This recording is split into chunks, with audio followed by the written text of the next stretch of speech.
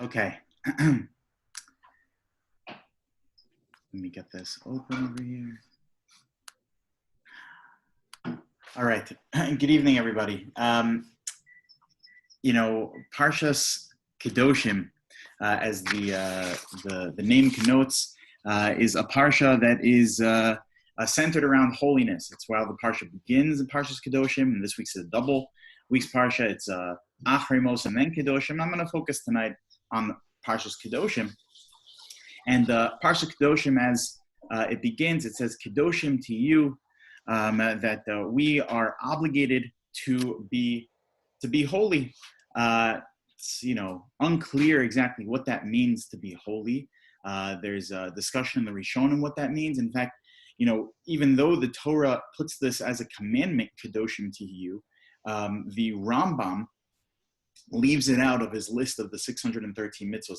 As we've spoken about a number of times, the Rambam has a list of the 613 mitzvos, but he leaves out of his list the mitzvah of Kedoshim Tihiyu. And the Ramban says, why would he leave it out? Why would you leave out the mitzvah of Kedoshim Tihiyu? It's clearly an obligatory statement in the Torah that one is obligated to be holy, whatever that definition may be, which we'll get back to later. But the Rambam leaves it out. So the first question we're going to have to start with is, why is it that the Rambam leaves out Kedoshim Tihiyu from his list of the 613 mitzvos?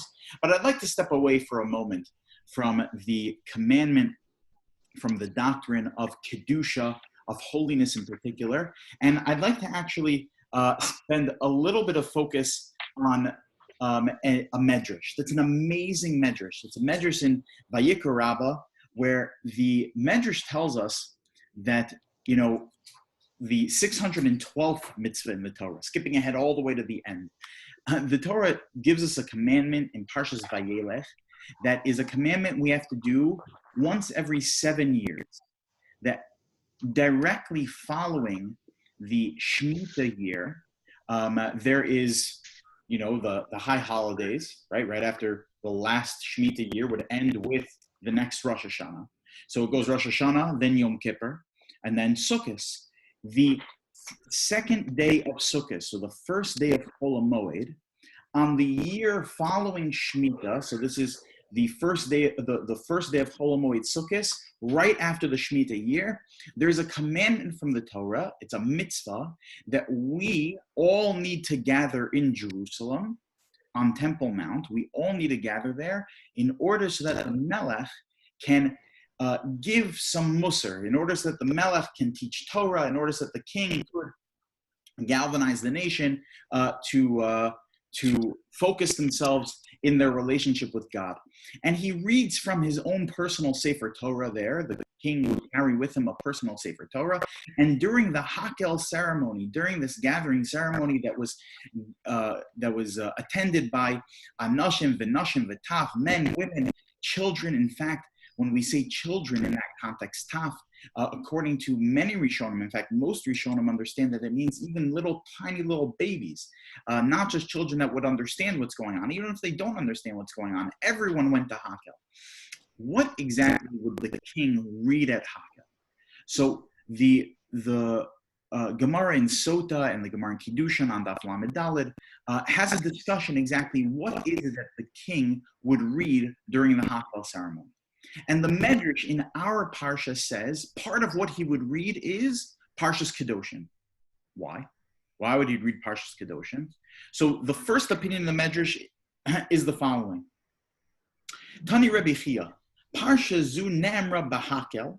The reason why we read the Parsha of Kedoshim at Hakel is because Mipnei Sherov Gufei HaTorah Teluyin Ba.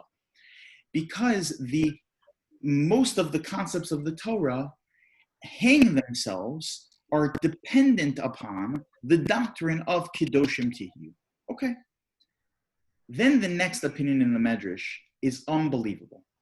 The Medrash continues and it says, Rabbi Levi Amar, Rabbi Levi says, why is it that the king would read the Parsha of Kedoshim Tihiyu during the Hakel ceremony?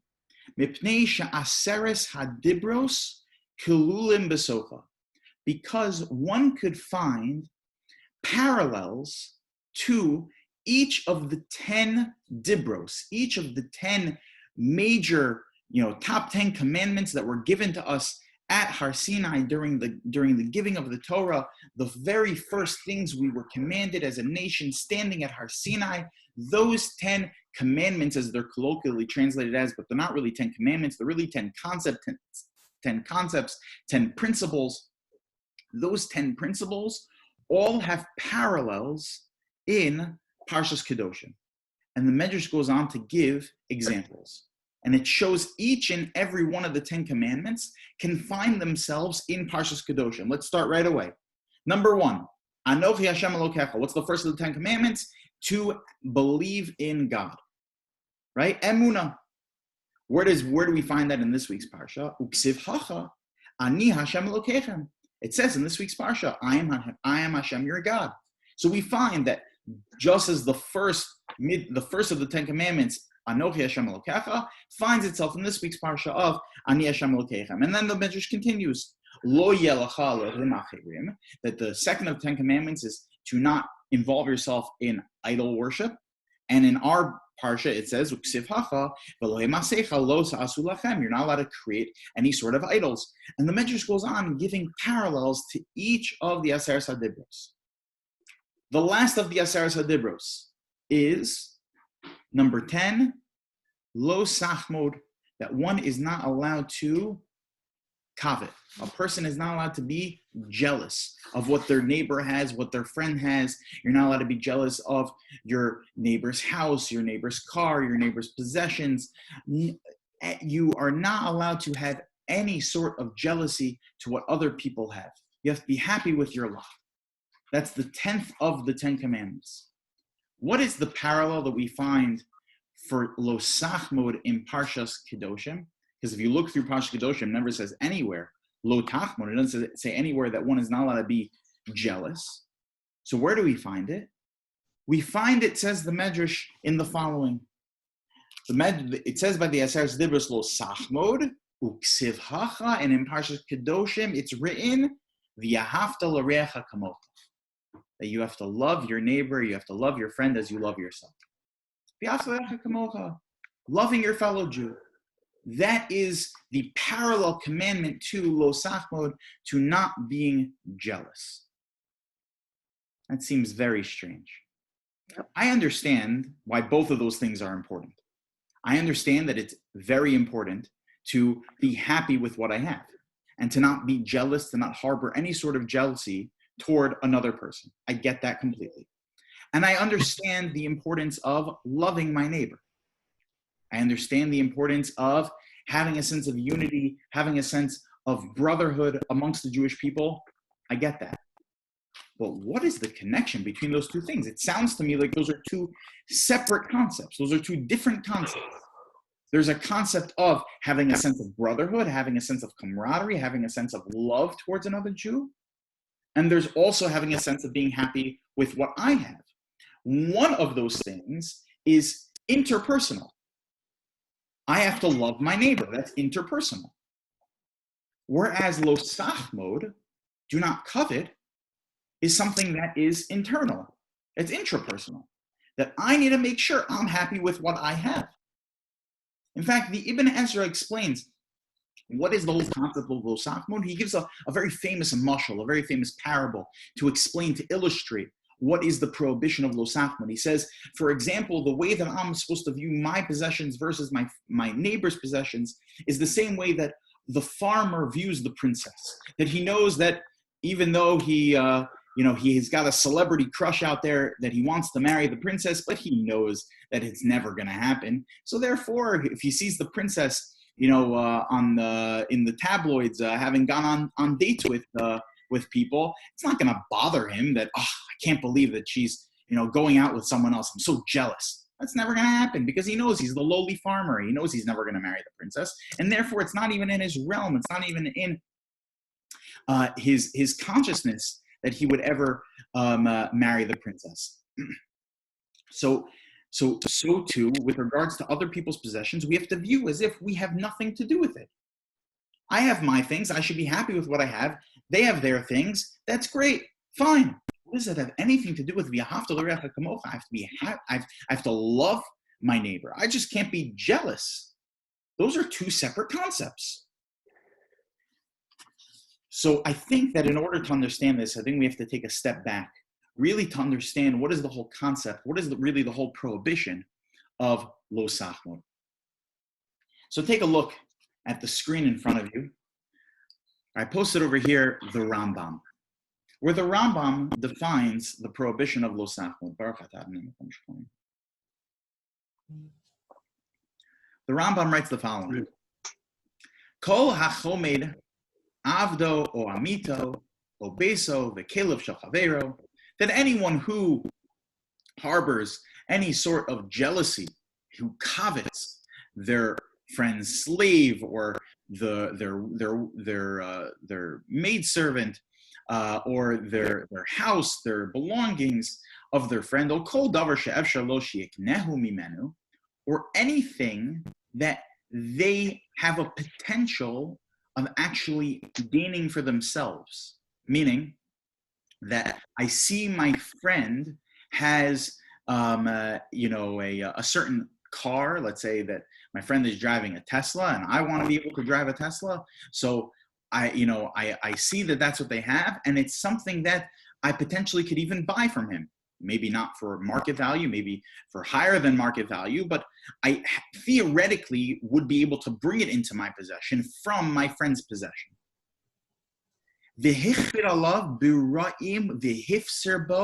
And I coerce this fellow. I see this guy's got the Tesla, and I'm saying, you know what? I want his car. And I go out of my way to make sure I get his car. What do? I go over to him and I say, hey, Jim, listen. Your Tesla, it's just that's exactly, I want your Tesla. Can I have it, please? I'll pay for what you paid for it. No. I'm not giving it to you. No. I'll give you twice what you paid for it. Twice what I paid for it. Still no deal. I'll give you quadruple whatever you paid for it. I'll give you $1 million for your Tesla. Just give it to me. I want it. I want that Tesla. Listen to what the Rambam says next. And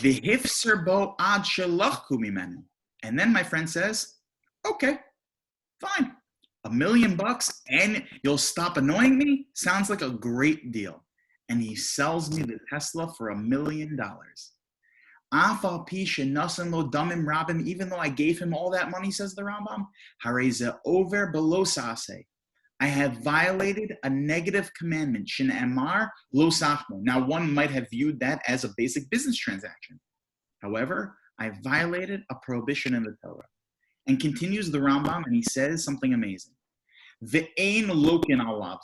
However, I'm not going to be punished in this world, meaning Beis Din, the Jewish prudence system, cannot exude any sort of punishment on me for having taken the Tesla and having paid the $1 million. They can't. Why? Because mipnei she'ein bo ma'aseh. There's a general concept, it's an important concept to know, that in order to be punished in this world by a Jewish court system, I need to have done an action. Meaning there are different types of prohibitions in the Torah. There are some prohibitions that carry with it action, like, for example, violating Shabbos would be a prohibition that would carry with it an action. Eating non-kosher would be a prohibition that carries with it an action. But then there are other types of prohibitions that do not have an action associated with it. I'll give you an example where the Torah tells us, we spoke about last week, the prohibition of Lashon Hara. There's no action associated with Lashon Hara. I'm just using my words, but there's no physical action there. I mean, I might be speaking, but that's not the definition of an action. I'm not actually getting up and doing something and using my physical body in order to, I could do Lashon Hara with no action at all. I could send someone an email that is completely electronic. There's no action associated with it at all. And I violated a prohibition of the Torah. However, Beis Din can't do anything about it, because in order for me to get punished, I need to actually have done something physically. Rabbi Yonasan Eibshitz in his Sefer Urim V'Tumim explains, he says, because it's kind of like, getting a patch, right? When you get up and you actually do an action against God, you raise a hand against God, so then God gives an authority to the Beis Din to take a hand back, right? You slapped God, we'll slap you back. But if you didn't actually do an action, so then we can't punish you. So says the Rambam, the Beis Din, the rabbinical court, cannot punish a person for having violated lo sachmod, the violation of thou shalt not covet. Why? Because there's no action associated.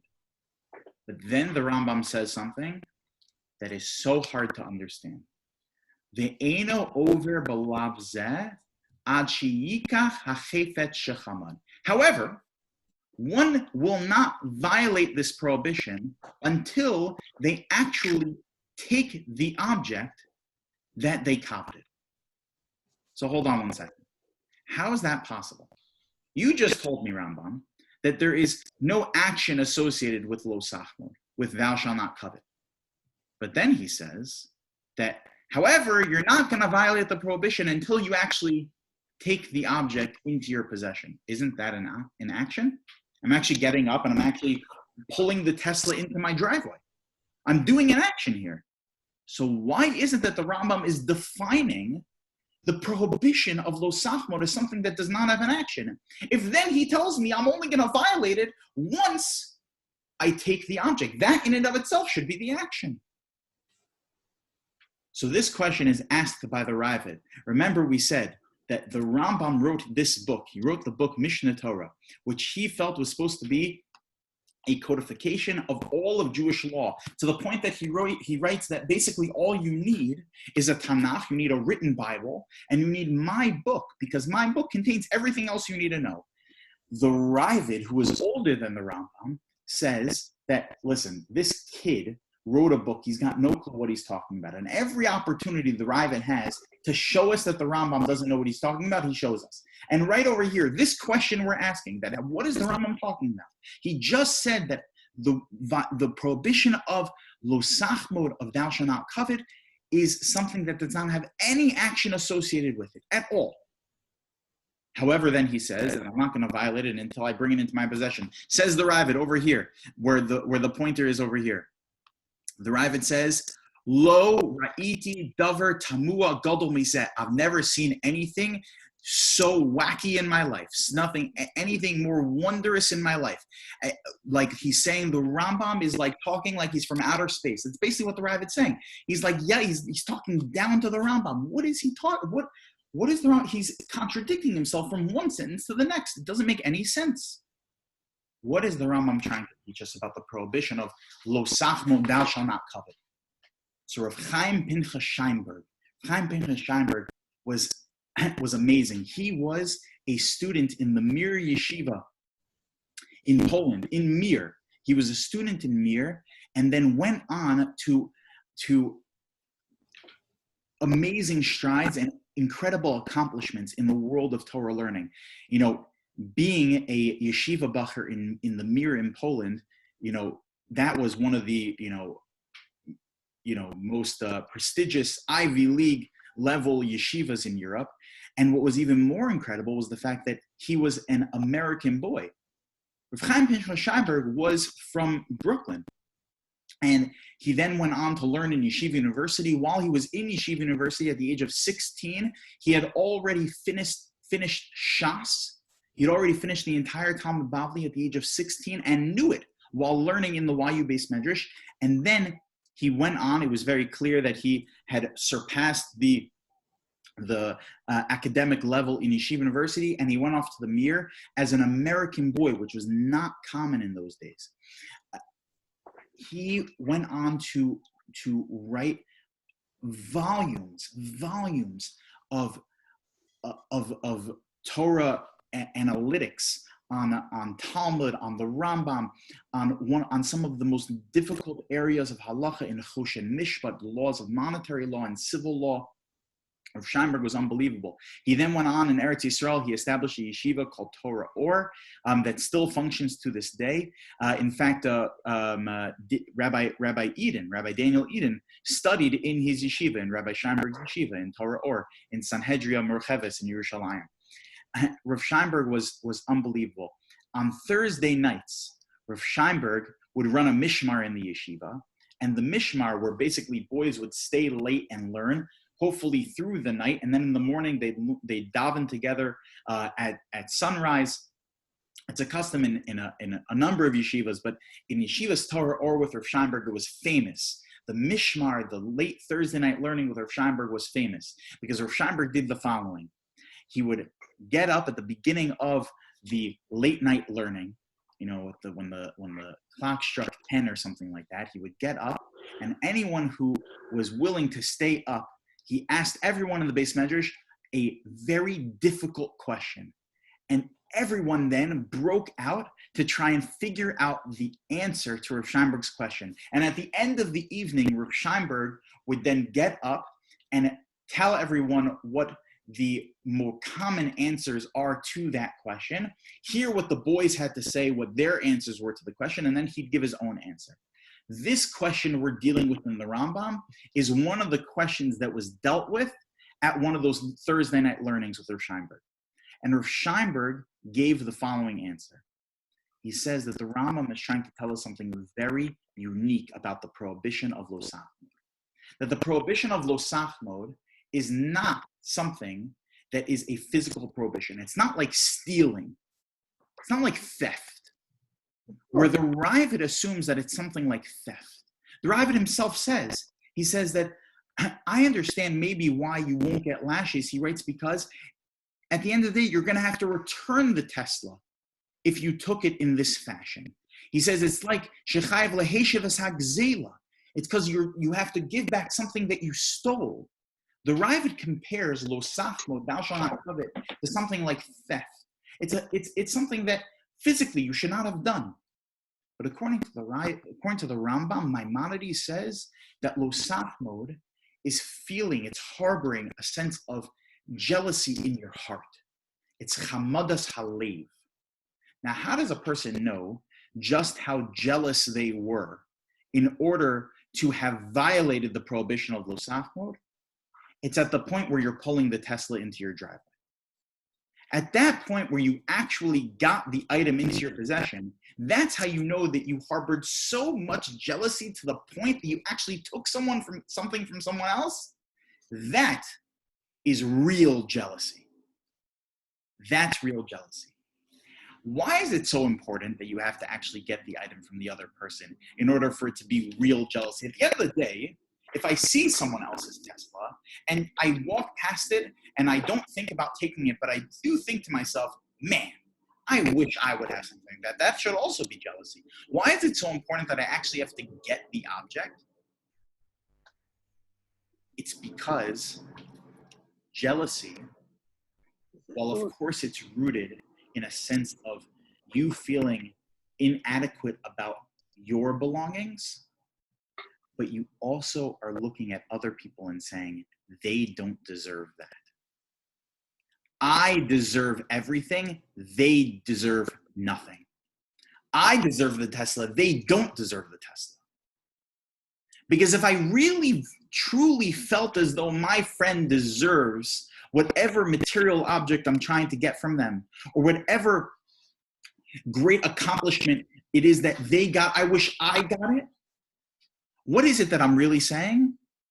Not only is it that I want it, but I don't want them to have it. Essentially, what is it lacking? V'ahavta l'reacha kamocha. Getting back to that medrash we started with. How is it that there's a parallel between do not covet and love your neighbor as you love yourself? Where the medrash tells us it's for that reason that the king would read Parshas Kedoshim during the Hakel ceremony in front of the entire Jewish nation in order to galvanize them and bring them closer to God. Why is it? It's because each of the 10 commandments finds a parallel to itself inside of Parshas Kedoshim. What's the parallel between thou shalt not covet that's found in Parshas Kedoshim? That's v'ahavta l'reacha kamocha. Why?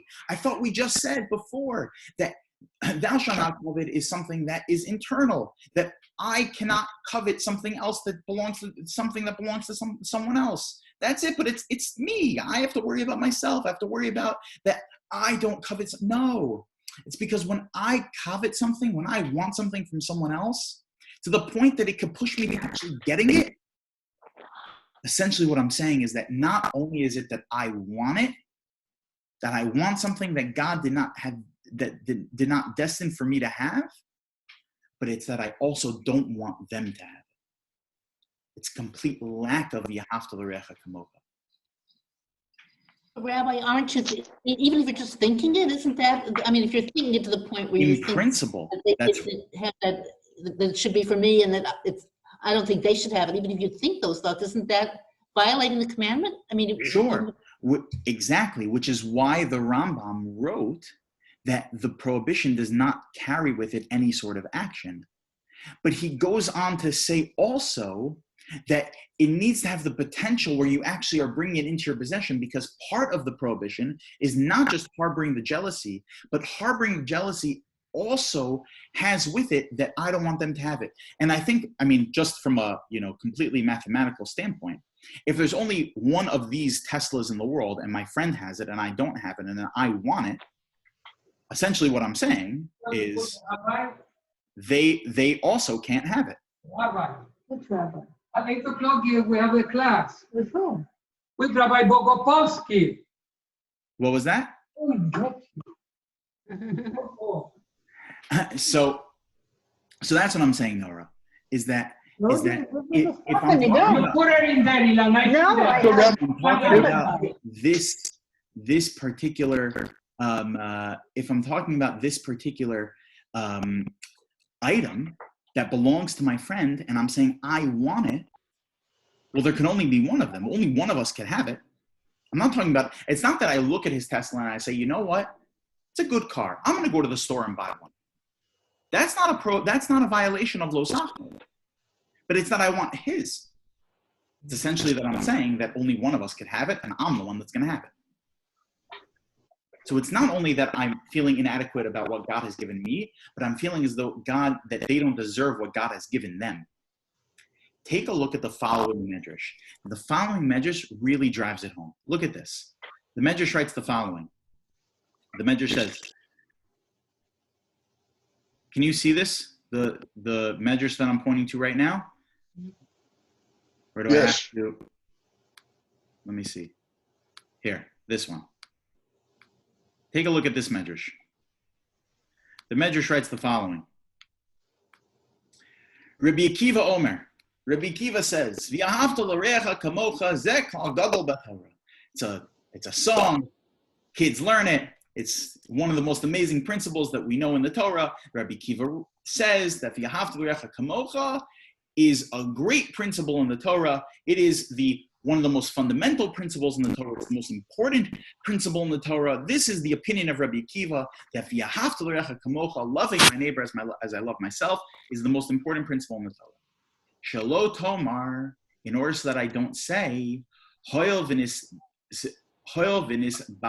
bazesi yisbaze chaverai, that since I was embarrassed, so too my friend should be embarrassed.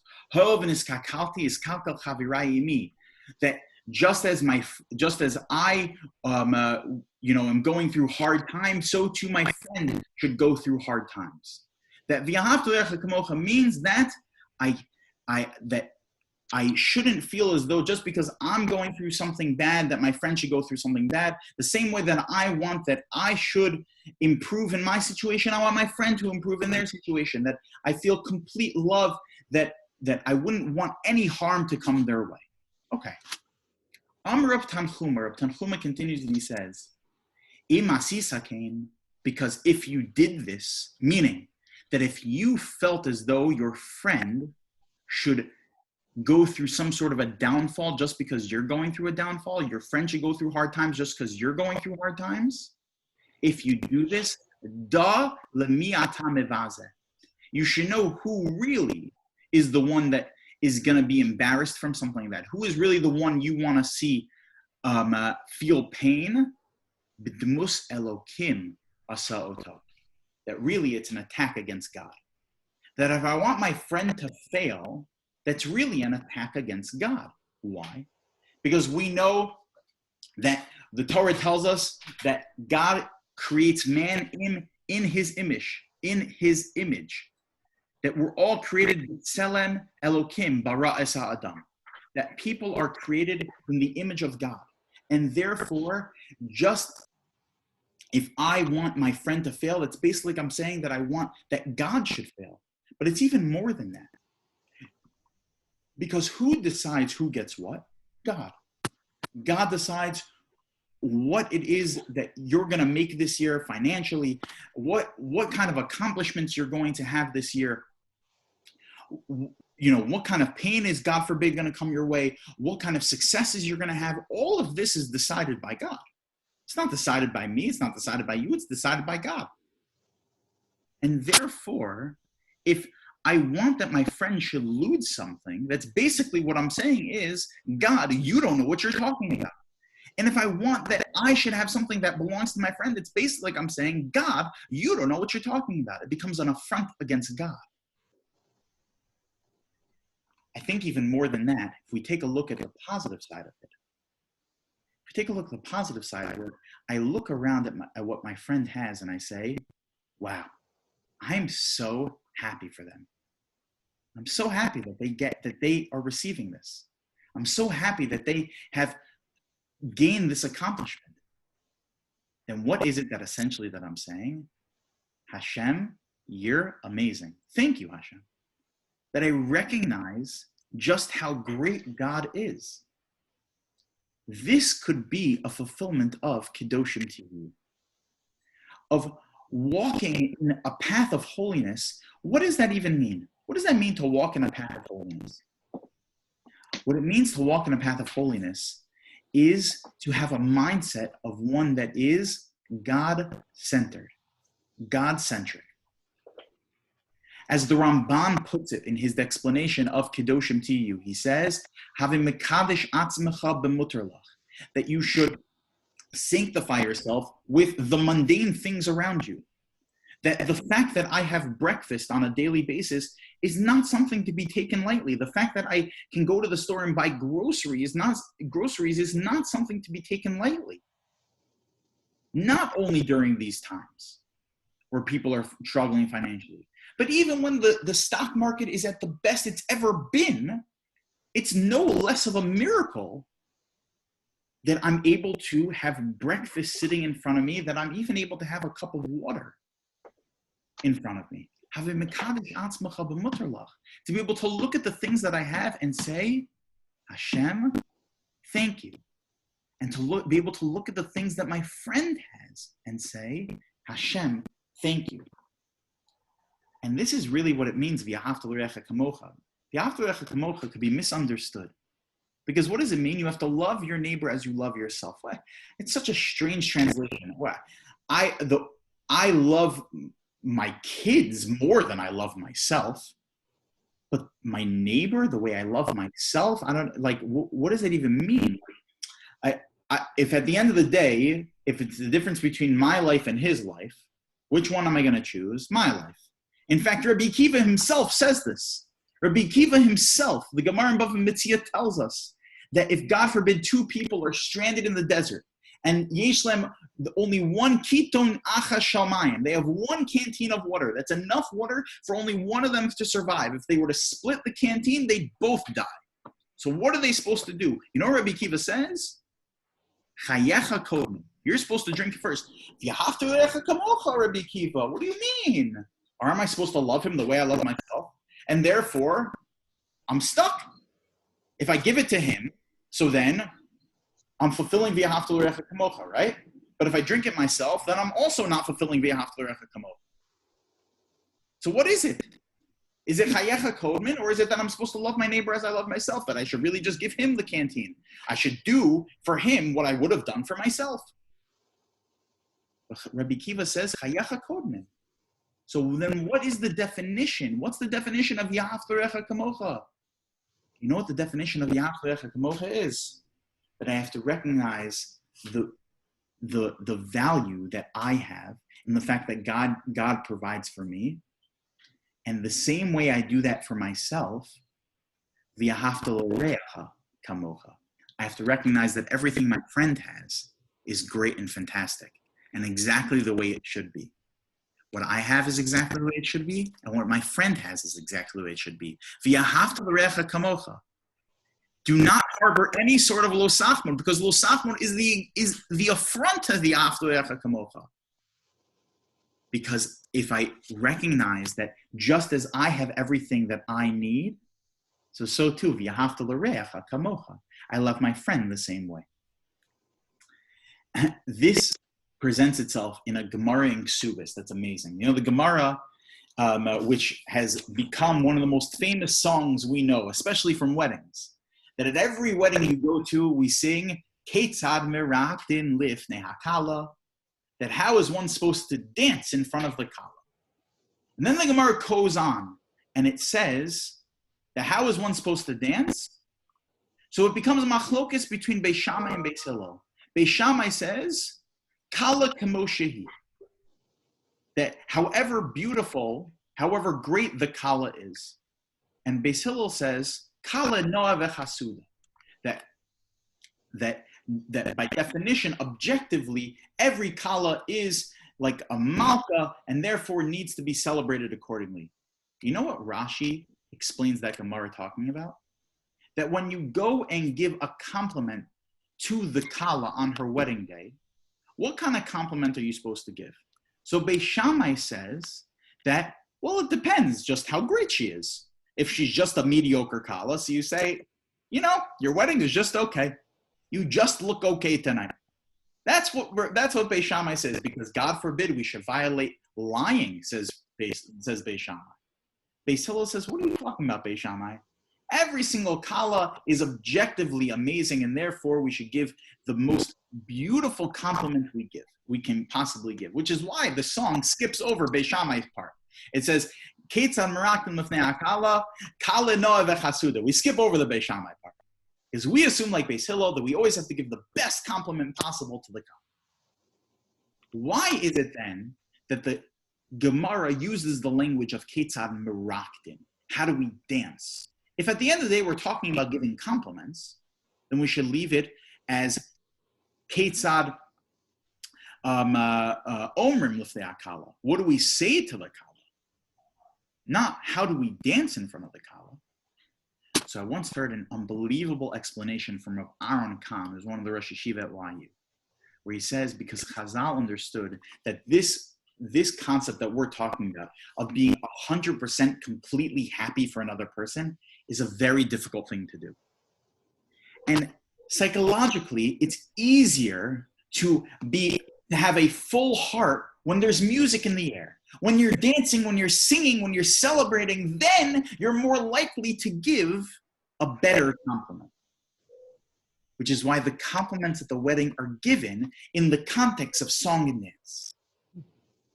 Because this concept we're talking about is a very difficult thing to do. V'ahavta l'reacha kamocha is a very high level. To be completely happy for another person the same way I'm happy for myself. You know that the Bnei Yisachar explains that is why on Friday night we bless our children, we bless our sons, that they should be like Ephraim and Menashe. Why? What was the story with Ephraim and Menashe? That Yaakov Avinu was approached by Yosef with his two grandchildren, the children of Yosef HaTzadik, Ephraim and Menashe. Who was older? Menashe. Who was younger? Ephraim. But who got the stronger hand of Yaakov? Who got the right hand of Yaakov? That was Ephraim. And Menashe got the left hand of Yaakov. And then Yosef tries to switch his hand to correct his father by putting the right hand on the older of the two children on Menashe and the left hand on the younger of the two children on Ephraim. And Yaakov says, no, Yosef, I know what I'm doing. Don't bother me. I might look like I don't know what I'm doing because I'm an old man, but I know what I'm doing. I know that Ephraim should get the stronger hand because he is destined for a higher level of greatness than the older Menashe, and therefore Ephraim gets the right hand. What was Menashe's response? What was Menashe feeling at this time? Because when you look through the Psukim, we don't hear anything from either of the two boys. We don't hear that, Ephraim say, no, Saba, please give it to Menashe. He's older. We don't hear Menashe putting up a stink. And we know just how dangerous it is to give the wrong bracha to the wrong son. In fact, Yaakov knows firsthand just how dangerous that could be from his own experience with Yaakov and Esav, where Yaakov got the bracha that Esav should have gotten, being the older son. So why is he trying to pass down that legacy of potential sibling rivalry to Ephraim and Menashe? But we don't hear anything from Menashe. You know what the Bnei Yisachar says? Why? Bnei Yisachar says because Menashe was just happy for his brother. He didn't put up a stink. Why we don't hear about it? Because he was just happy that his brother gained the amazing bracha from their grandfather Yaakov. He was just happy for his brother. And therefore, we, says the Bnei Yisachar, have taken upon ourselves that on Friday night we bless our sons, that they should grow up to be like that, to not harbor any sort of distaste toward one another. That God forbid they should have any sort of chamadas halev. They shouldn't violate lo sachmod, because by violating lo sachmod, you lose the point of yahavta l'recha kamocha.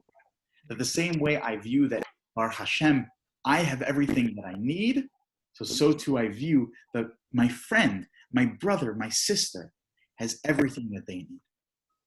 This is how we fulfill Kedoshim to you. This is how we live a life of practical Kedushah, where we can go through life with an understanding of how everything I have has holiness with it, because it was given to me by God himself. And everything my friend has holiness to it because it's given to them by God himself. And with that kind of a perspective, we can live a life of real connection to one another, because we're just simply happy for one another, with living a life of true v'yahavta l'recha kamocha. All right, everybody. I wish everyone a wonderful Shabbos. And if anyone has any questions, I'm happy to stay on for a couple minutes. If anyone has any questions, we'll stop here.